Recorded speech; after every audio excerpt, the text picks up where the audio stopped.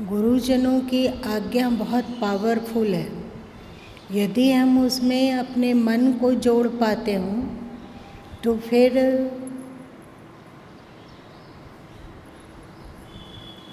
बिल्कुल जेट विमान में आरूढ़ होकर जैसे यात्रा किया जाए वैसे ही शांति और सुख की यात्रा की जा सकती है, आध्यात्मिकता की यात्रा की जा सकती है। जीव का ऊर्ध्वगमन सहजता से होने लगता है। लेकिन हाँ, इसमें सच्चे सद्गुरु की पहचान आवश्यक है।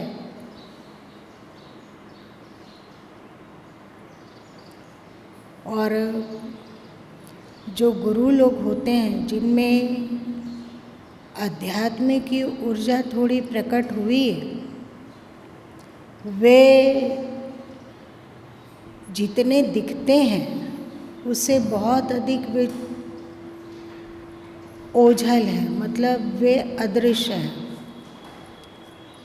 जैसे बर्फ़ होता है वो पानी में डूबा रहता है तो उसका मात्र एक हिस्सा दिखता है और 3 हिस्सा पानी के भीतर छुपा रहता है।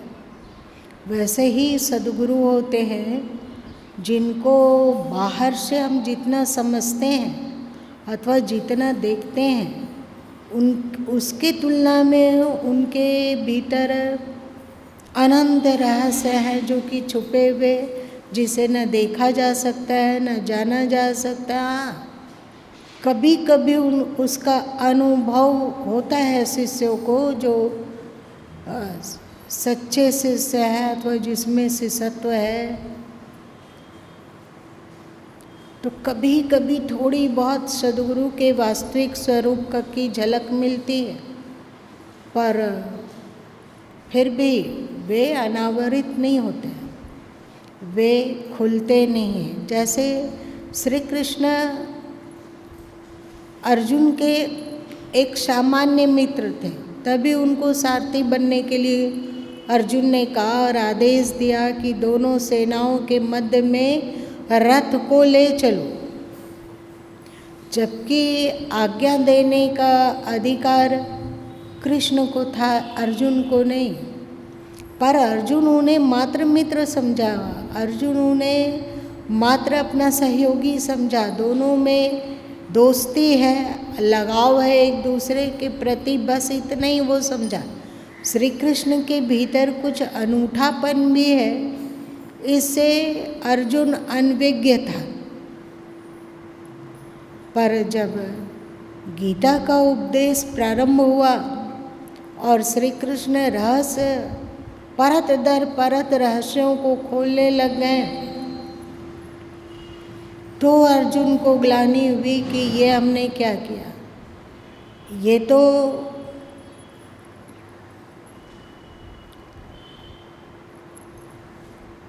अनंत है, इनके रहस्यों को जानना सरल नहीं है।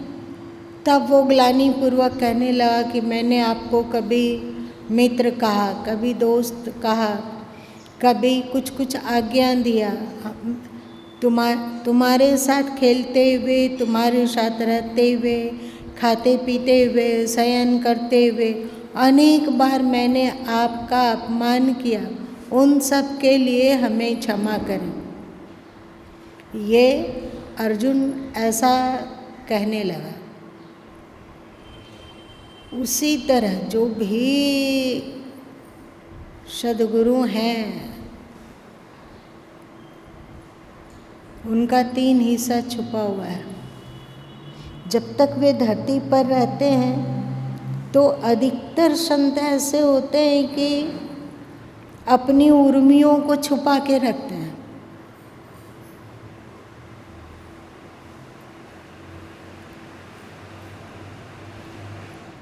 हाँ, जिन उर्मियों को वो प्रयत्नपूर्वक छुपा के रखते हैं, उनका शरीर त्यागन के बाद वो उर्मी जो उनकी थी, जिसे उन्होंने लॉक करके रखा था, वो बहुत तेज़ी से फैलने लग जाता है और फिर लोगों की बहुत श्रद्धा उन पे उत्पन्न होती है। उनके चले जाने के बाद उनके प्रति प्रेम होता है, उनके प्रति भक्ति होती है, उन्हें हम लोग भगवान कहने लगते हैं, हम लोग उन्हें अवतारी कहने लगते हैं, हम लोग उनको दिव्याति दिव्य कहने लगते हैं। पर वे जब तक धरती पर हैं तो ऐसा सामान्य सा एक आवरण ओढ़ के रहते हैं।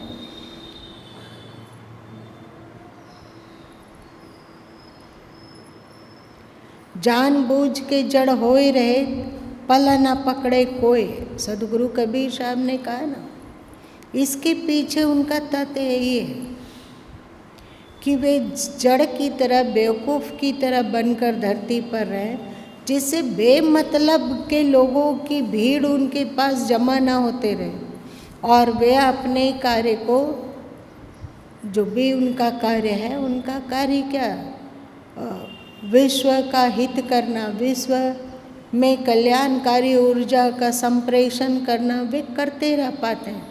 और बहुत जब भीड़ जुट जाती है, बहुत जब भीड़ एकत्रित होती है, तो उन्हें विघ्न का एहसास होता है।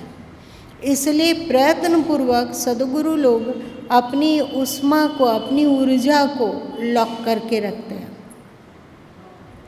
इसी से संबंधित आज का जो चक्र है वो है, हम लोगों ने 3 चक्रों के बारे में जाना। क्या क्या?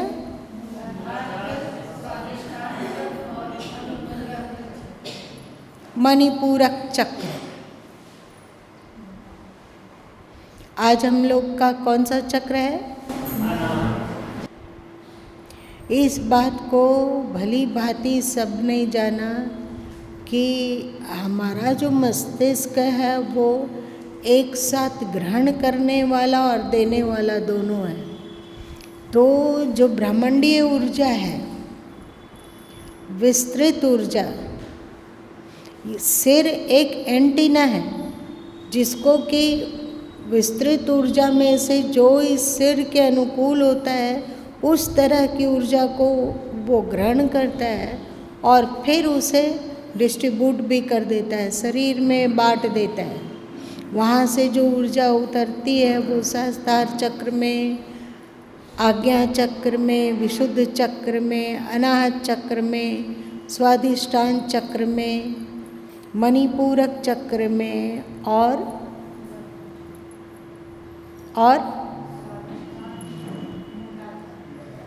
मूलाधार चक्र में बहती रहती है। जब कई बार आप लोगों को बतलाएं कि ये इन चक्रों का अभी जो मुख है वो इस तरह का है, एक तरह से वे नाले मात्र बन के रह गए कि ऊपर से ऊर्जा उतर रही है और सब चक्रों को से होते हुए वो नीचे गिरती जा रही है। इसी को कुंडलिनी शक्ति कहा गया है। जब साधक साधन और प्रयत्न करने लग जाता है तो ये चक्र जो झुके हुए हैं वे धीरे धीरे करके उत्थित होते हैं, विकसित होने लग जाते हैं, बाहर की ओर खुलने लग जाते हैं। जब ये चक्र खुलने लग जाते हैं, अपने ऊपर की ओर खिलने लग जाते हैं, तो जो ऊर्जा की वर्षात है वो बहुत हद तक चक्र अपने में अवशोषित करते हैं। उसके बाद जो बचता है वही नीचे की ओर शारीरिक जीवन जीने के लिए जितनी आवश्यक है उतना नीचे उतरते हुए मूलाधार चक्र तक पहुंचता है। तो अनाहत चक्र कहाँ है? हम लोग के हृदय में अनाहत चक्र।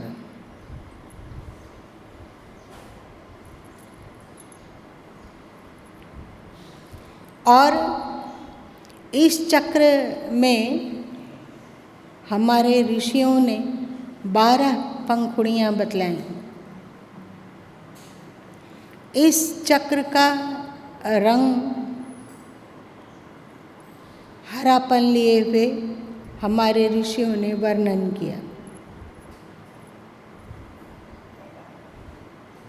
अनाहत चक्र में कौन सा गुण अधिकतम सक्रिय है?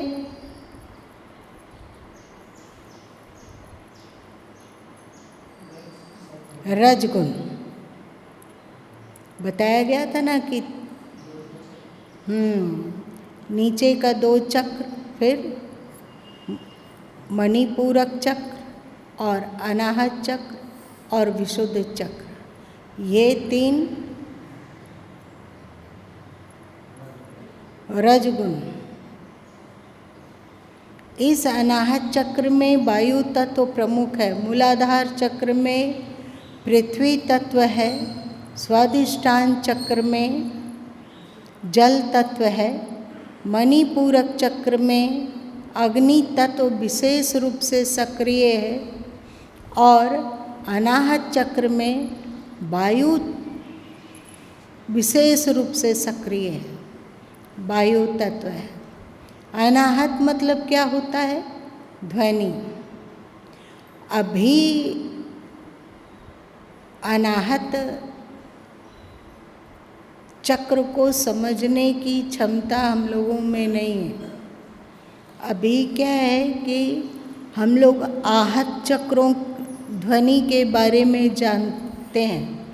आहत ध्वनि क्या होती है? 2 चीज़ का आपस में टकराने से कुछ ध्वनि हुई, ये आहत चक्र है। और जहाँ कोई चीज़ टकरा नहीं रहा है पर वहाँ ध्वनि है तो उसे अनाहत ध्वनि कहा जाता है।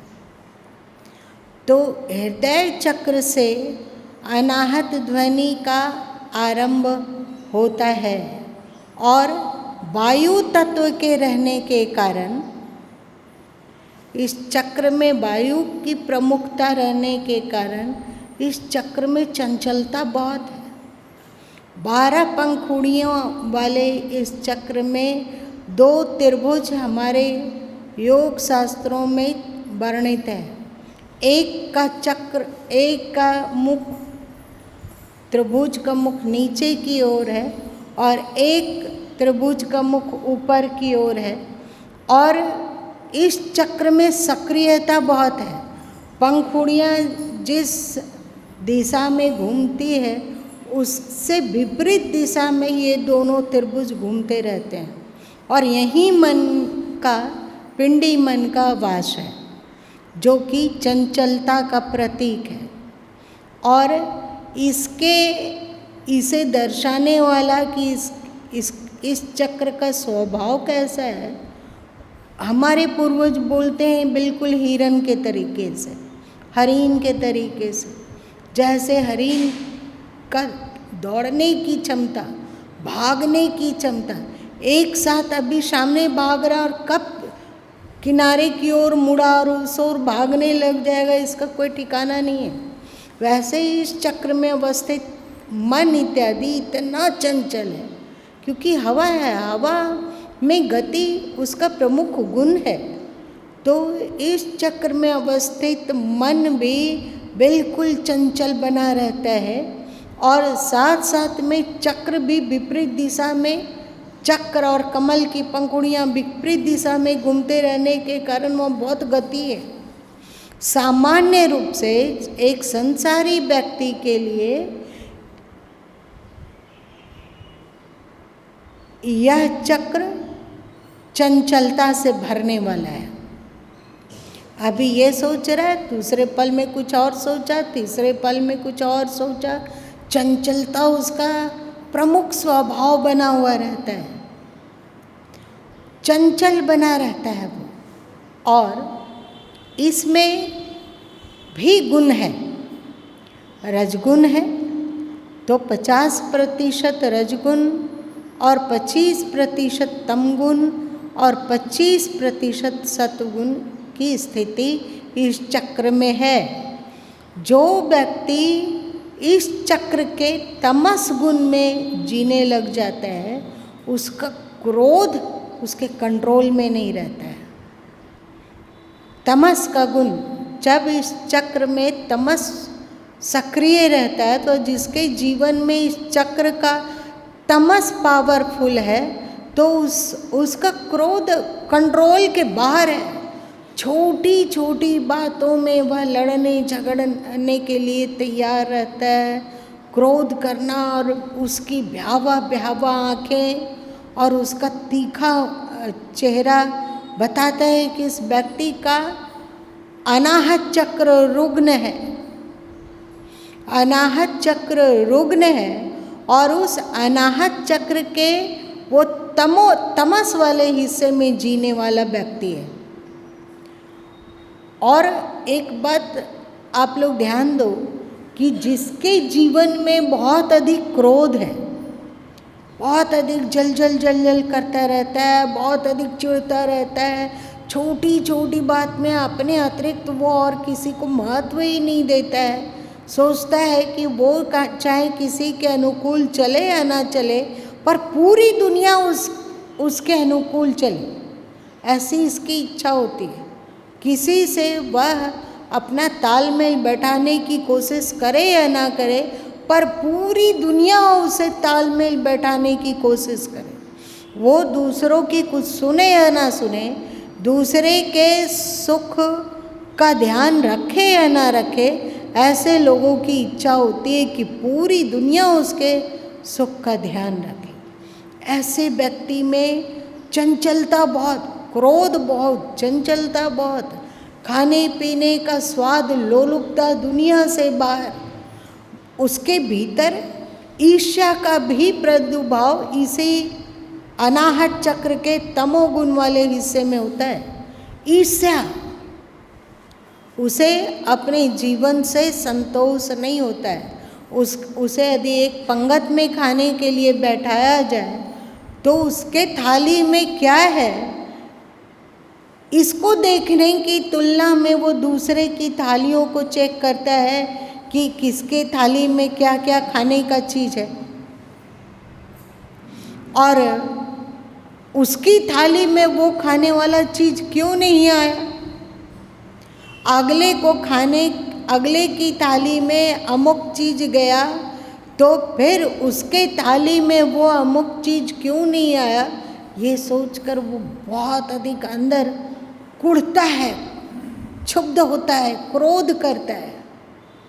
अगला क्या कर रहा है उस पर उसका बहुत अधिक ध्यान रहता है, पर वो क्या कर रहा है इस पर उसका फोकस नहीं होता है, इस पर उसका दिमाग टिकता नहीं है। तो अनाहत चक्र यदि रुग्ण हुआ तो मनुष्य को बिल्कुल पशु बनाता है। द्वेष उसका बहुत टिकाऊ होता है, चिढ़ना, किसी से चिढ़ गए वो तो फिर वो चिढ़ना इस जन्म तक चलेगा कि आने वाले जन्मों में चलता रहेगा। कितने जन्म तक वो किसी विशिष्ट व्यक्ति से चिढ़ रहा है, चिढ़ता रहेगा। द्वेष को वो कंट्रोल नहीं कर सकता है। उसके अंतस में किसी के प्रति कुढ़न पैदा हो गया तो वो उसे कंट्रोल नहीं कर पाएगा। उसका त्याग करना आसान नहीं है।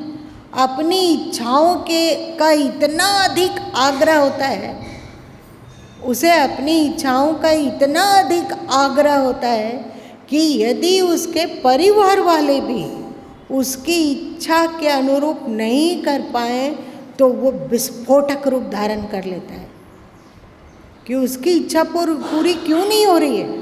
उसने जो कहा उसे परिवार वाले ने क्यों नहीं माना। अपने बस सब उसकी इच्छा के अनुरूप चले पर उसे किसी की इच्छा के अनुरूप नहीं चलना है। कुढ़ने, छोटी छोटी बात में तमक जाना, क्रोधित हो जाना और चिल्लाने लग जाना, कुछ का कुछ बोलने लग जाना, अपनी वाणी में कंट्रोल नहीं रहना। अगले को धमकी भी व्यक्ति दे सकता है और अगले का भारी नुकसान भी वो कर सकता है और अपना भी नुकसान कर सकता है। यहीं पर अविवेक प्रचंड होता है। अविवेक मतलब अनाहत चक्र आपका नहीं जागृत है अथवा आपके अनाहत चक्र का तमोगुण वाला सर्कल यदि ज़्यादा पावरफुल है तो आपका जीवन तो एक बिल्कुल बर्बाद, तहस नहस। वे दूसरे की शांति में भी आग लगाते हैं, पर आप सोचो कि इतना वेग है कि ये चीज़ करना है तो वही करना है, और वो वेग में कोई बाधक बना तो जो बाधक बना उसका तो खैर नहीं, ये तो सब कोई समझ रहे हैं, पर उसका अपना भी खैर नहीं है। इसको समझ में आती है? मेरी बात समझ रहे हो हमने क्या बोला? किसी से बिल्कुल चिढ़ा हुआ है, कुड़ा हुआ है, अंदर में उसका क्रोध उबल रहा है, अशांति उबल रही है। क्यों? क्योंकि उसकी ये इच्छा पूरी नहीं की गई। तो वो जलता है या केवल दूसरों को जलाता है? दोनों जलता है। जलते हो राम दुलार? दोनों जलता है कि अकेले जलता है?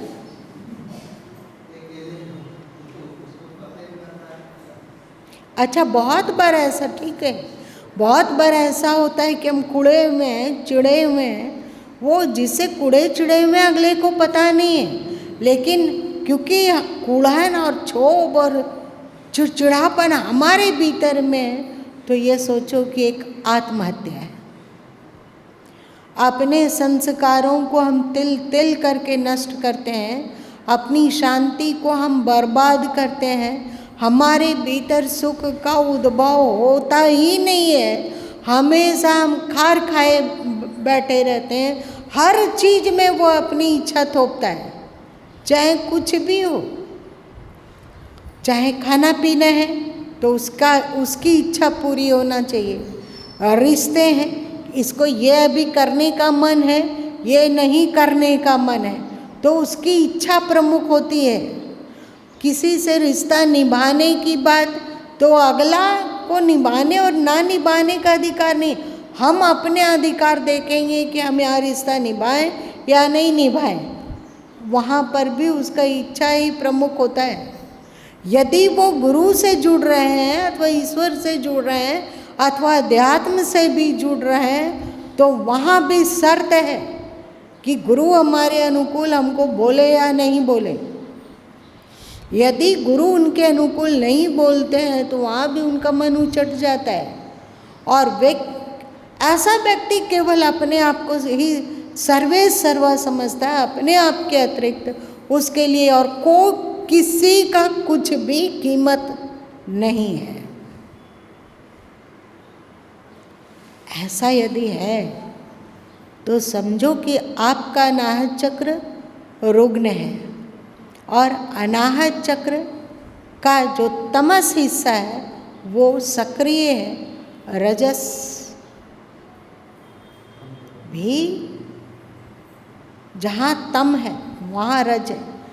एक बात आप लोग जानो इस बात को कि हमारे ऋषि लोगों ने चक्रों की शक्तियों को समझाने के लिए कहा कि मूलाधार चक्र की ऊर्जा 10 मान लिया जाए तो 10 गुना अधिक ऊर्जा स्वादिष्ठान चक्र में है। 10 गुना 10 करो, 100 हो गया। स्वादिष्ठान चक्र की तुलना में मणिपूरक चक्र में 100 गुना अधिक है, 10 गुना अधिक है, तो 100 गुना 10 कर दो। अब अनाहत चक्र में फिर 10 गुना कर दो, फिर कंठ चक्र में 10 गुना अधिक कर दो। तो इसी तरह चक्रों की शक्ति बढ़ती जाती है। तो ये चक्र शक्तिशाली होकर एक मूलाधार चक्र की तुलना में ये चक्र हजारों गुना अधिक पावरफुल है। उसी तरह गुणों की भी चर्चा है। तमस में 10 यदि ऊर्जा माना जाए तमोगुण में, तो रजोगुण में 10 गुना 10 हो गया, कितना हुआ? 100। और रजोगुण की तुलना में 10 गुना अधिक पावरफुल सतगुणी, कितना हुआ? 100 गुना 10 1000। अब बोलो 100 और 10 वाला निकट है, 100 अंक और 10 अंक निकट है कि 100 और 10 अंक 1000 से निकट है? 100 और 10 अधिक निकट है। तो जिसके अनाहत चक्र के इस छोर में तमस वाला छोर सक्रिय है, तो पक्का है कि जब वो पावरफुल है तो उसके साथ रजगुण भी चिपका हुआ है, क्योंकि रजगुण और तमगुण की क्वालिटी आपस में बहुत ज़्यादा मिलती है। तो रजगुण क्या हो गया? जब उसका क्रोध और द्वेष और अशांति और इच्छा पूर्ति का वेग बहुत बड़ा हुआ है, तो रजस, जो अनाहत चक्र का रजस है, वो लालच भी वैसे ही पैदा करता है। लालच क्या है? क्रोध तमस है, और लालच क्या है? रजस है, रजोगुण है। तो लालच, खाने पीने का विशेष लालच, देखने सुनने का विशेष लालच, उसकी इच्छा पूरी हो इसका विशेष लालच, धन के प्रति उसकी पकड़ अद्भुत तरीके का। अपने ऊपर वो धन खर्च कर सकता है, पर किसी के ऊपर धन खर्च करना हो तो उसे जुड़ीता पाता है। आप अपने धन को अपने शरीर के सुख और जिस शरीर से जुड़े हुए परिवार के प्रति खर्च करने में जितने आह्लाद अनुभव करते हो, उतने ही धन को धर्म के लिए खर्च करने में क्या हम लोग को परेशानी नहीं होती है? लालच, अनाहत चक्र का रजस विभाग से लालच उत्पन्न होता रहता है, और जहाँ उसका लालच पूरा होता हो वहाँ वो बढ़िया प्रेम कर सकता है। जहाँ उसका लालच पूरा नहीं होता है वहाँ उसकी दूरी बन जाती है। जो उसके इच्छा का अनुसरण करने वाले हैं उससे उसकी दोस्ती होती है, पर जो उसके इच्छा के विपरीत करते हो उससे बहुत दूरी बन जाती है। ये लालच, अपनी अनुकूलता, हमारी इच्छा, हमारा जीवन, हमारी कामना, हमारी अनुकूलता, सब हम। और यदि कोई उस परिवार वाला लोग उसका अनुसार नहीं करता है तो उन लोगों का आज्ञा बैताल बनते देर नहीं लगती है। परिवार वाला लोग भी वो दुश्मन जैसा लगने लगता है, और लगता है कि कैसे परिवार वाले को हम अपने अनुकूल बना के रखें, हमारा शासन चले, हम जो चाहें वो वही काम होना चाहिए। हमारे इच्छा के विपरीत हमारा जोगा हुआ कचड़ा कोई किनारे करके क्यों रखा, इसके लिए भी उसको क्रोध उत्पन्न होता है। इसका मतलब अनाहत चक्र उसका बिल्कुल रुग्ण है। इसकी जितनी चर्चा करेंगे गुरु माँ कम होगा। हम जो बोल रहे हैं वही सच है।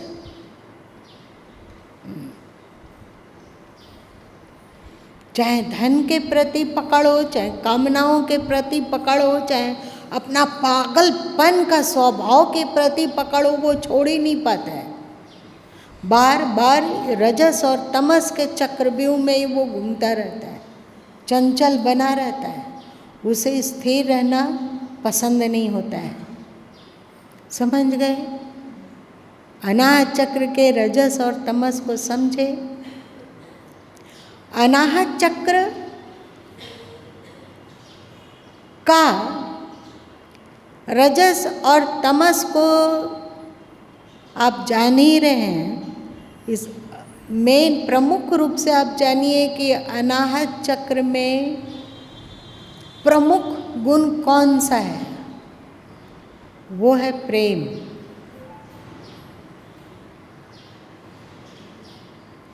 और जब ये प्रेम तमोगुण से जुड़ता है तो प्रेम का क्या रूप होता है? इस प्रेम का रूप होता है अपने शरीर के सुखों से कोई समझौता नहीं कर पाना,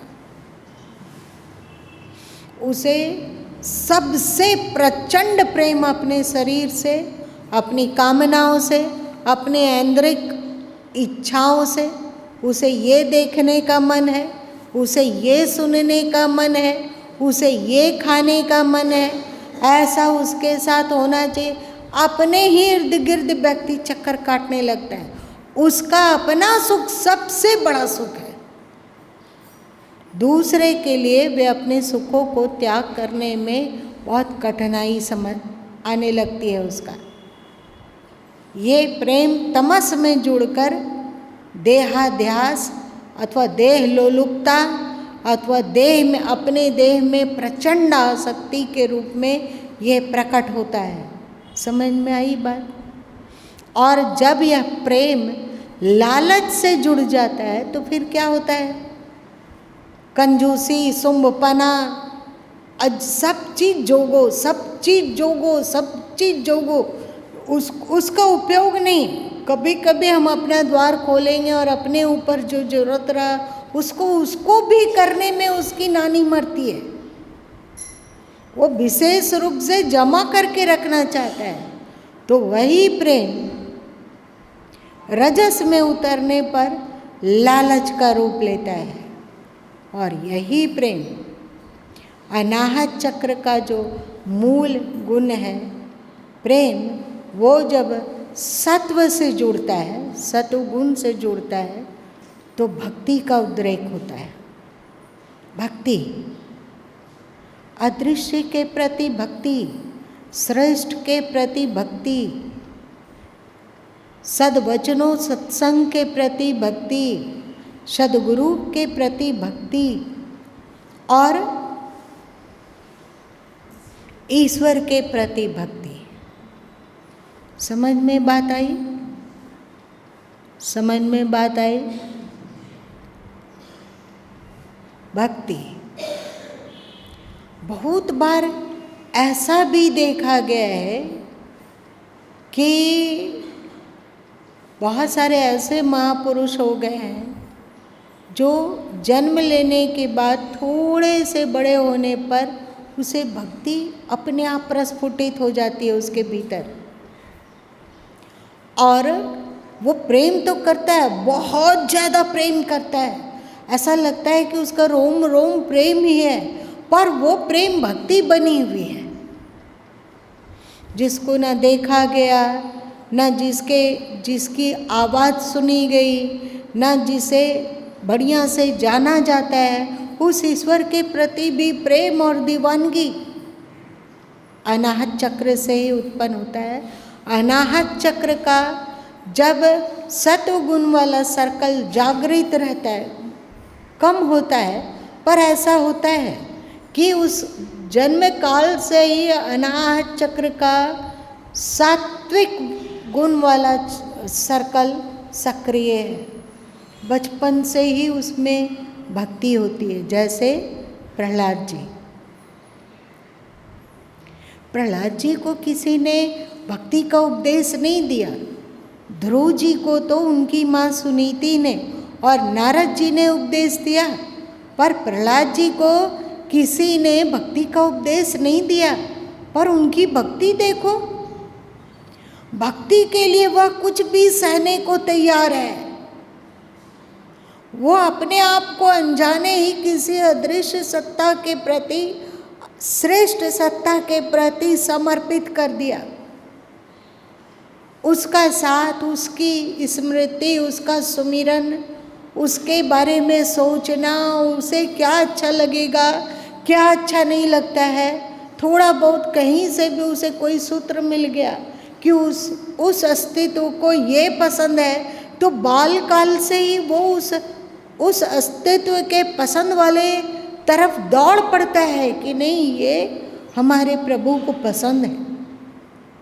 और उसे कहीं भी पता चलता है कि प्रभु को ये पसंद नहीं है, तो वो उससे बचपन से ही दूरी बना लेता है। ऐसा प्रेम उसके भीतर प्रकट होता है, ऐसी भक्ति उसमें जागती है कि बचपन से ही उसका स्वभाव और संस्कार थोड़ा विलक्षण हो जाता है। वो अस्तित्व उसके सामने क्यों नहीं प्रकट है? कभी उसे क्यों नहीं बालक देख पाया? इतना विलंब क्यों हो रहा है? एक तुम लोग कहोगे कि वो कल्पना में जीता है। आज के समय में हो सकता है कि उसे किसी साइकियाट्रिस्ट डॉक्टर से दिखला दिया जाए, पर ये दुर्लभ घटना तब घटती है जब किसी के जन्म काल से ही अनाहत चक्र जागृत है और अनाहत चक्र का सतगुणी सर्कल सक्रिय है। ऐसे लोगों में क्षमाशीलता बहुत होती है, ऐसे लोगों में करुणा बहुत अधिक होती है। ऐसे ही लोग जो सतगुण सर्कल में जी रहे हैं, अनाहत चक्र के सतगुण सर्कल जिसका सक्रिय है, वही लोग बोल पाते हैं वसुदेव कुटुंबकम। यही लोग बोलते हैं सर्वे भवन्तु सुखिनः। यही लोग सोचते हैं कि सबका भला हो, सबका मंगल हो। ऐसे ही लोग सबसे प्रेम कर पाते हैं, कोई ज्ञात हो तो भी और अज्ञात हो तो भी, बस भला हो। ऐसे लोग ही जो उनके विरोधी हैं, जो उनके निंदक हैं, जो उनके प्रति दुर्भावना रखते हैं, उसका भी हित चाहते हैं वे। ये समझो कि अनाहत चक्र का सतगुण वाला सर्कल उनका बहुत अधिक जागृत है। सबका भला हो, सभी सुखी हो, सब सदमार्ग पे चलें, सब सही मार्ग पे चल सके, सभी सुखी हो, किसी के भीतर भी दुर्बुद्धि ना आए। और उनका जो प्रेम है ना, वो सामान्य इंसान की तुलना में बहुत अधिक व्यापक होता है। जब तक अनाहत चक्र का सतगुण वाला सर्कल जागृत और सक्रिय और बलशाली ना हो, तब तक वो नहीं कह सकता है कि हमारा देश का मंगल हो अथवा विश्व का कल्याण हो। एक शब्द से बोलना अलग बात है, और सचमुच उसके भीतर से ऐसा ही प्रस्फुटित हो कि प्रभु सर्वे भवन्तु सुखिनः, सब सुखी हो, सबका मंगल हो, सब कल्याण को देके सबका अच्छा हो, सबके प्रेम में वे रहते हैं। उनका प्रेम बहुत विस्तारित होता है। जो तमस में जी रहा है उसका प्रेम सबसे अधिक अपने शरीर पर होता है। जो रजस में जीता है, अनाहत चक्र के रजस वाले सर्कल में जीता है, उसे अपनी इच्छाओं से बहुत प्रेम होता है। मतलब इच्छा उसकी उत्पन्न होती है सब कुछ उस शरीर को आधार लेकर ही, अपने शरीर को आधार लेकर। अच्छा खाने की इच्छा, अच्छा देखने की इच्छा, अच्छा अनुकूल चीज को बटोरने की इच्छा, जिसमें उसकी इच्छा पूरी हो, वो सबसे अधिक महत्व अपनी इच्छाओं को देता है और अपने शरीर को देता है। और सतगुण के सर्कल में जीने वाले जो महामानव होते हैं, जिसके अनाहत चक्र का सतगुण का सर्कल सक्रिय है, वो अपने सुख की तुलना में सबका सुख हो, सभी सुखी हो, सब अच्छे मार्ग पर चले, जिससे उन्हें कभी दुख ना मिले। और उनका प्रेम बड़ा व्यापक होता है, बड़ा विचित्र। जो भी है उसके पास यदि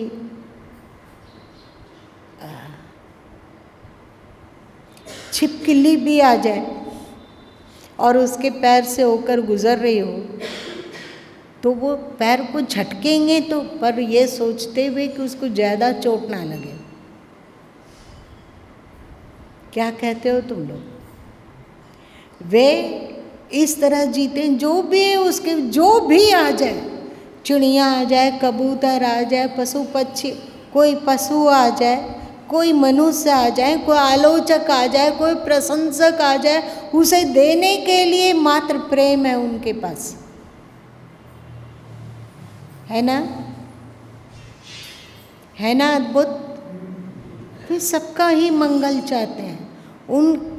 वे यदि कोई गलत मार्ग पे चलता हो, उसके प्रति यदि नाराज भी होते हैं, यदि उसको कठोर वाणी भी उसका प्रयोग करते हैं, तो ये उनका पानी का बुलबुला होता है।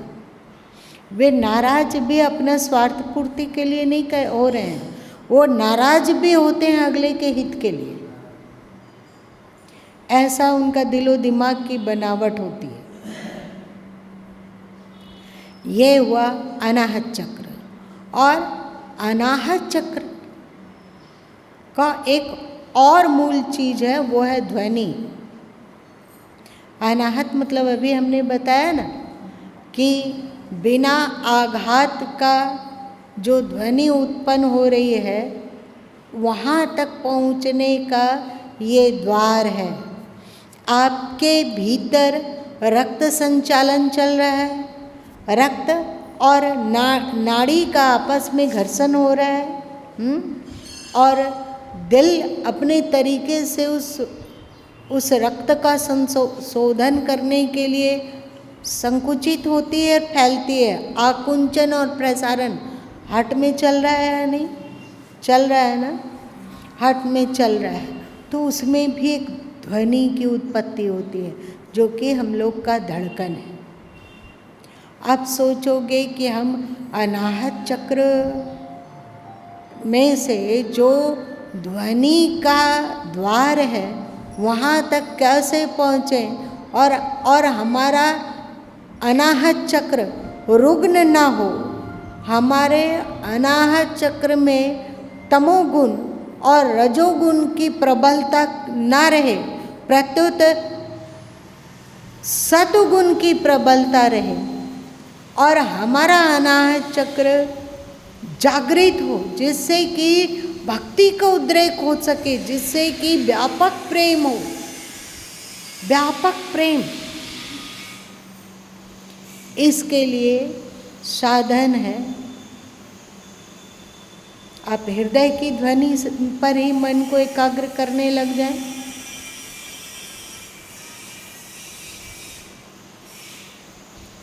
आप दूसरा उपाय है कि आप अपने हृदय में, जैसे हनुमान जी कि अपने हृदय को खोल के दिखाएं कि उनके हृदय में राम का वास है, वैसे ही यदि हम अपने हृदय में ईश्वर का कोई रूप अथवा ज्ञानी सद्गुरु संत का कोई रूप अपने हृदय में बसाकर ध्यान कर पाते हो कि वे हमारे हृदय में प्रत्यक्ष हैं, प्रकट हैं, और आप उनकी पूजा कर रहे हो, उपासना कर रहे हो, सब मानसिक रूप से, तो भी अनाहत चक्र स्वस्थ होने लग जाता है।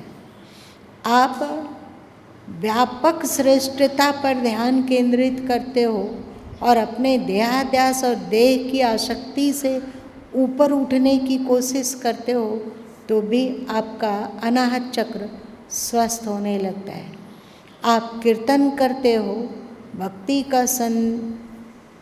का संगीत सुनते हो, अथवा भक्ति साहित्य को पढ़ते हो और उसका फिर अकेले में मनन करते हो कि भक्ति साहित्य में क्या क्या आपने पढ़ा, तो आपका अनाहत चक्र स्वस्थ होने लगता है और अनाहत चक्र का सतगुण वाला सर्कल सक्रिय होने लगता है।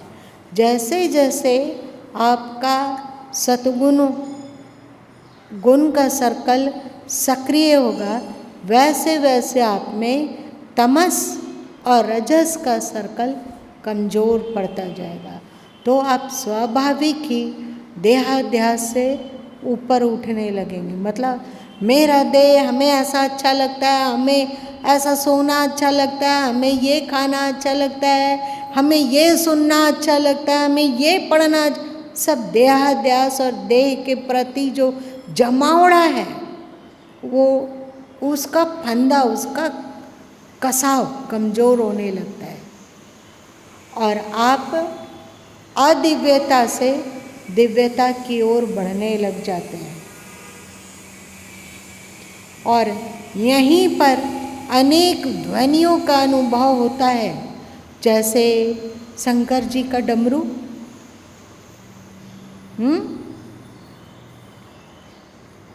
उसमें ध्वनि है कि नहीं? भगवान नारायण के हाथ का शंख, ये सब जो उनके हाथों में है ना, वो अनाहत चक्र की ओर ही इशारा करता है। श्री कृष्ण की बांसुरी और इसी तरह अनेक देवी देवताओं के हाथ में ऐसे ऐसे कुछ कुछ हैं जो कि ध्वनि की ओर इशारा करते हैं। चाहे देवी का एक रूप कौन सा है जो कि जिनका ध्वनि विशेष प्रिय घंटे के नाम पर है,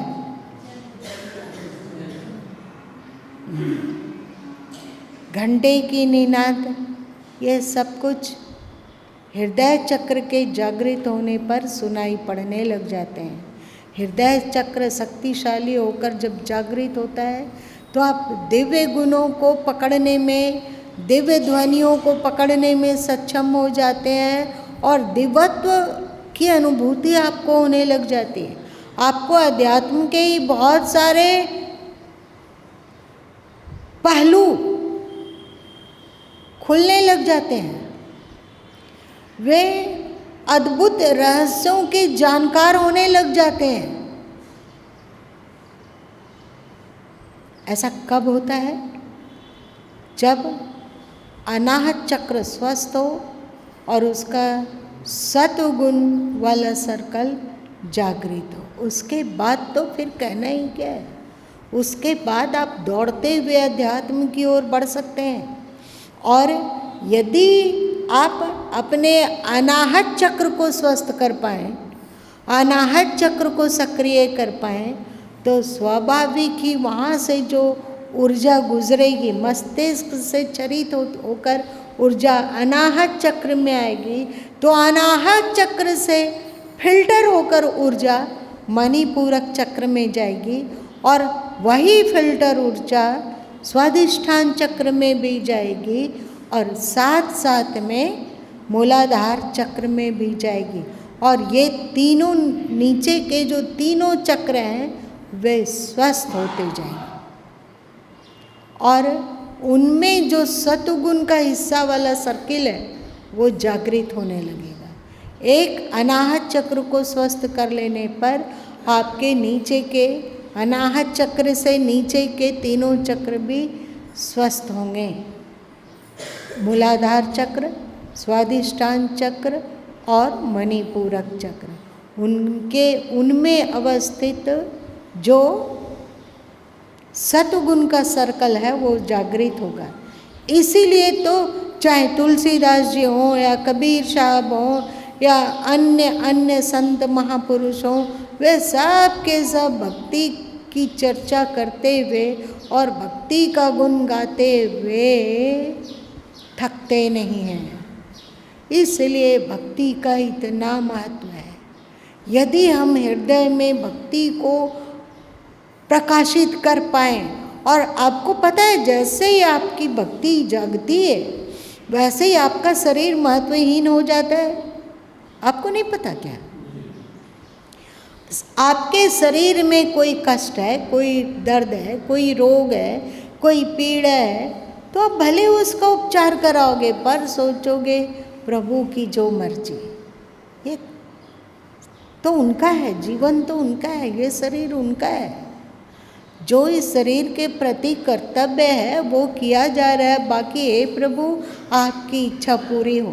तो शरीर से उपरामता आ रही है कि नहीं? आ रही है ना। और फिर ईश्वर को चिपक के पकड़े हुए हैं और स्वाधिष्ठान चक्र में आए तो वहाँ कामना भी जाग रही है, तो वो श्रेष्ठ कामना होगी। वो उसकी कामना, स्वाधिष्ठान चक्र में जो कामना जागेगी वो अनाहत चक्र मतलब भक्ति से प्रभावित होकर जागेगी। जो कामना उसकी भक्ति में बाधक होता हो वो उस कामना को अपने पास तक फटकने नहीं देना चाहता। होता है कि नहीं? तो उसकी कामना भी भक्ति के रंग में रंगी होती है। और मणिपूरक चक्र की जो परिग्रह की प्रवृत्ति है वो भी भक्ति और दिव्यता से अनुप्राणित होने लगती है। ऐसे ऐसे संस्कारों को वो भीतर संग्रह करते हैं, ऐसे ज्ञान का, ऐसे दिव्यता का, ऐसे अध्यात्म का, ऐसे स्वभाव का, ऐसे बोलचाल का उनके भीतर संग्रह होने लग जाता है जो भक्ति को पुष्ट कर, भक्ति उनके संस्कारों को पुष्ट और श्रेष्ठ बनाती है और सद संस्कार भक्ति को पुष्ट करती है।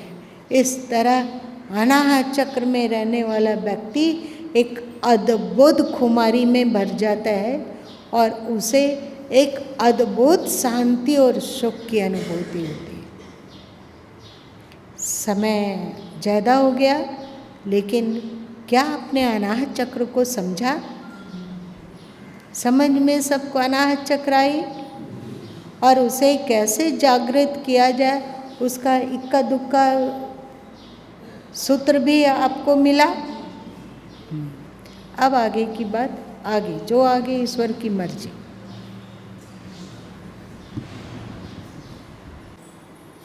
ससीम से असीम की ओर की यात्रा। अनाहत चक्र बौने से विराटता की ओर की यात्रा।